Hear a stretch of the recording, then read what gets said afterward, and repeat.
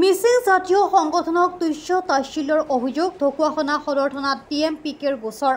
মিচিং জাতীয় সংগঠন তাকাম মিচিং পৰিণ কৌবাং সদায় শান্তি সম্প্ৰীতি আৰু ভাতৃত্ববোধত বিশ্বাসী এক প্ৰগতিশীল ছাত্ৰ সংগঠন। বিগত অৰ্ধ শতাধিক আৰু অধিক সময় বৰ্ণিল ইতিহাস সমৃদ্ধ এই জাতীয় ছাত্ৰ সংগঠনৰ জাতীয় দায়বদ্ধশীল সম্পন্ন ভাৱমূৰ্তিক উপহাস বিনষ্ট আৰু তুচ্ছ তাচ্ছিল্য কৰি স্বাভিমানী সত্তাক আঘাত সানিলে সহ্য কৰা নহ'ব। আজি ঢকুৱাখানাত এই সকিয়নিমূলক মন্তব্য কৰে জাতীয় সংগঠনটোৰ ঢকুৱাখানা জিলা সমিতিয়ে। জিলা সভাপতি সঞ্জীৱ দলে, সম্পাদক অমজিত দলেৰ লগতে জিলা সমিতিয়ে ঢকুৱাখানা সদৰ থানাত উপস্থিত হৈ এই মন্তব্য কৰে। সংক্ষিপ্ত ঘটনা কেন্দ্ৰ কৰি আমি ঢকুৱাখানা জিলা সমিতিৰ তৰফৰ পৰা দুখ প্ৰকাশ কৰিছোঁ। যিহেতুকে যিসকল তাত জড়িত সেইসকল ব্যক্তিক উচিত বিচাৰ কৰিব লাগে। কিন্তু এটা বিষয় আমি আজি ঢকুৱাখানা জিলা সমিতিৰ তৰফৰ পৰা ঢকুৱাখানা আৰক্ষী থানাত আমি এজাহাৰ দাখিল কৰিছোঁ। যিহেতুকে TMPK আমাৰ সন্মানীয় সভাপতি তিলক দলে ডাঙৰীয়া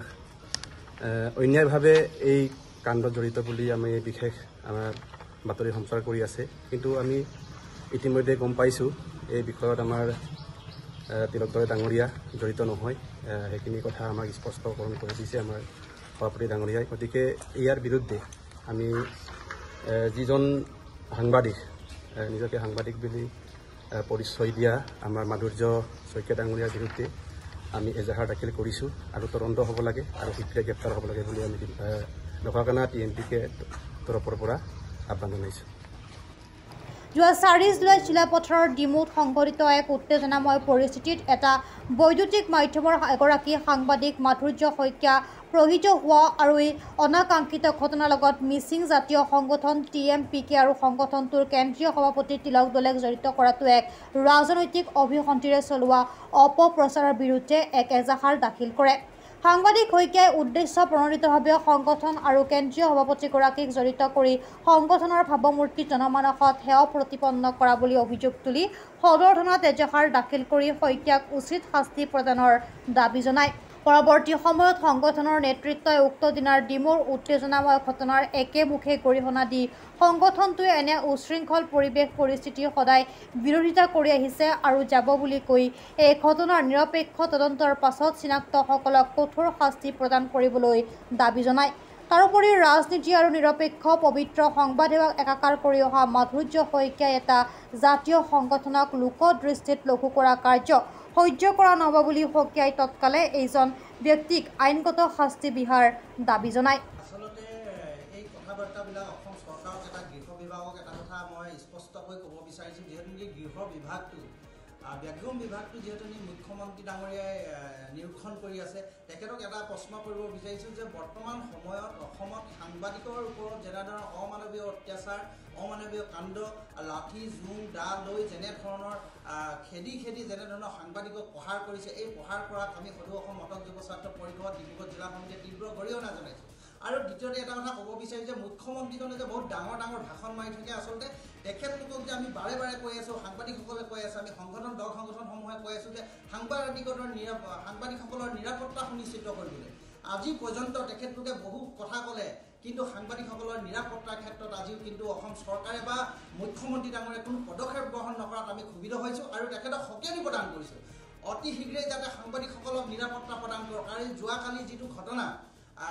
ধেমাজিৰ যিটো ঘটনা, মাধুৰ্য শইকীয়া নামৰ যিজন সাংবাদিক, প্ৰাগ নিউজৰ এজন সাংবাদিক সত্যনিষ্ঠাৰ বাতৰি পৰিৱেশন কৰিবলৈ যাওঁতে সেই সাংবাদিকজনক নিৰ্মমভাৱে তেখেতক হত্যা কৰিবলৈ চেষ্টা কৰিছিলে এদল দুৰ্বৃত্তই। আৰু তাৰ যিজন বিধায়ক, স্থানীয় বিধায়কজনক ধিক্কাৰ জনাইছোঁ। আৰু যি দল সংগঠনৰ নেতৃত্বত লৈ তেখেতলোকে আমাৰ প্ৰাগ নিউজৰ সাংবাদিকক মাধুৰ্য শইকীয়াক যেনেধৰণৰ নিৰ্মমভাৱে হত্যা কৰিবলৈ খেদি দা জোং জাঠি লৈ আপোনালোকে ভিজুৱেলসমূহত দেখিছে, যেনেধৰণৰ অমানৱীয় অত্যাচাৰ কৰিলে আচলতে মানৱতাৰ যে শেষ হৈছে, অসমত যে মানৱতাৰ লজ্জা কৰিছে, অসমত যে মানৱতাৰ নিশেষ কৰিবলৈ এখন চৰকাৰ যে উঠি পৰি লাগিছে, এইটো প্ৰমাণ হৈছে। আৰু বিজেপি যিখন চৰকাৰ, বৰ্তমানে যিখন চৰকাৰ, তেখেতলোকে জাতি জনগোষ্ঠীক সুৰক্ষাৰ কথা কয়, কিন্তু এইসকল সংবাদ গোষ্ঠীসকল কি আমাৰ জাতি জনগোষ্ঠীৰ মানুহ নহয় নেকি? তেখেতলোকক অসমৰ যি জনগণ আছে জনগণক আচলতে আপোনালোকে সুৰক্ষা প্ৰদান কৰিব পৰা নাই আৰু গৃহৰ বিভাগটো একদম ব্যৰ্থ হৈছে বুলি আমাৰ অনুভৱ হৈছে আৰু মুখ্যমন্ত্ৰী ডাঙৰীয়াক এটা কথা বাৰে বাৰে কৈছোঁ সাংবাদিকৰ নিৰাপত্তা সুনিশ্চিত কৰক আপোনালোকে বহু বাৰে আজি গৰু গাইৰ ওপৰত যিহেতু গিৰ গাইৰ ওপৰত যিহেতু সম্পৰ্ক আছিল সাংবাদিকসকলক এনেধৰণৰ তুচ্ছ তাচ্ছিল্য কৰি আপোনালোকে অপমান কৰিছে যিজন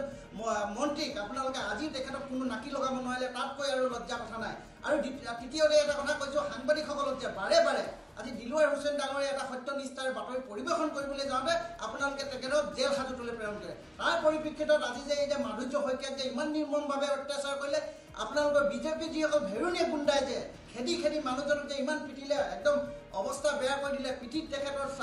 চালে দুখ লাগে এতিয়া আমি আহি প্ৰত্যক্ষ কৰিছোঁ তেখেতৰ যিবিলাক আঘাতৰ চিনত স্পষ্ট কৰিছে 40-50জনীয়া এটা দুৰ্বৃত্তৰ দলে যিসকল নৰবিকাশ বুলি কৈছে এই নৰবিকাশসকলে যেনেধৰণৰ অমানৱীয় অত্যাচাৰ কৰিলে এইসকলক চিনাক্ত কৰি কিন্তু অতি শীঘ্ৰেই অতি কম সময়ৰ ভিতৰত তেখেতলোকক যদি জেল হাজতলৈ প্ৰেৰণ নকৰে নহ'লে কিন্তু আমি ডিব্ৰুগড়ত নহয় গোটেই অসমতে আমি ইয়াৰ এটা উচিত প্ৰত্যুত্তৰ দিম আৰু ইয়াৰ ওপৰত এটা গণতান্ত্ৰিক প্ৰতিবাদ আমি কৰিবলৈ বাধ্য হ'ম বাৰে বাৰে কিন্তু অসম চৰকাৰে তেখেতলোকৰ বিজেপি যিসকল গুণ্ডা বাহিনীয়ে আমাৰ সাংবাদিকসকলক লৈ যেনেধৰণৰ প্ৰহাৰ কৰি আছে যেনেধৰণৰ মাৰপিট কৰিছে কিন্তু সাংবাদিকসকলৰ ওপৰত ইমান তেখেতলোকৰ বিজেপি চৰকাৰখনৰ কি তেখেতলোকৰ দুৰ্বলতা আছে যে সাংবাদিকে সংবাদ পৰিৱেশন কৰিবলৈ যাওঁতে আপোনালোকৰ ইমান কিন্তু আপোনালোকে মোৰ এটা আমাৰ অনুভৱ হৈছে যে আপোনালোকে আচলতে চুৰ কৰিছে নেকি আমাৰ অনুভৱ হৈছে আচলতে চুৰ কৰিলেহে ভুল কৰিলেহে আচলতে মানুহৰ ইমান লজ্জা অনুভৱ কৰে আপোনালোকৰ যিসকলে ভুৱন পেগু ডাঙৰীয়াৰ যিসকল নেতৃত্বত যিসকল গুণ্ডা বাহিনী আছে এখেতলোকক কিন্তু অতি শীঘ্ৰে কাৰ্য কৰিবলৈ আৰু ভুৱন পেগু ডাঙৰীয়া মন্ত্ৰী বা তেখেতৰ MLA যিটো পদ আছে এই পদত তেখেতলোকক এখন উচ্চ কমিটি বহাই তাৰ ওপৰত এটা উচ্চ তদন্ত কৰিব লাগে আৰু ভুৱন পেগু ডাঙৰীয়াকো আইনী আওতালৈ আনি তেখেতলোকক শাস্তি বিহিব লাগে বুলি আমি সদৌ অসম মটক যুৱ ছাত্ৰ পৰিষদে আমি অনুৰোধ জনাইছোঁ অনাগত দিনত যদি ইয়াৰ ওপৰত যদি আপোনালোকে এই পৰিৱেশটোৰ ওপৰত যদি সাংবাদিকসকলৰ ওপৰত যদি আপোনালোকে সুনিশ্চিত পৰিৱেশ এটা ভাল পৰিৱেশৰ সূচনা কৰিব নোৱাৰে কিন্তু অনাগত দিনত ইয়াৰ আপোনালোকে তীব্ৰ প্ৰতিক্ৰিয়া সৃষ্টি হ'ব এয়া আপোনালোকে নিশ্চিত হৈ থাকক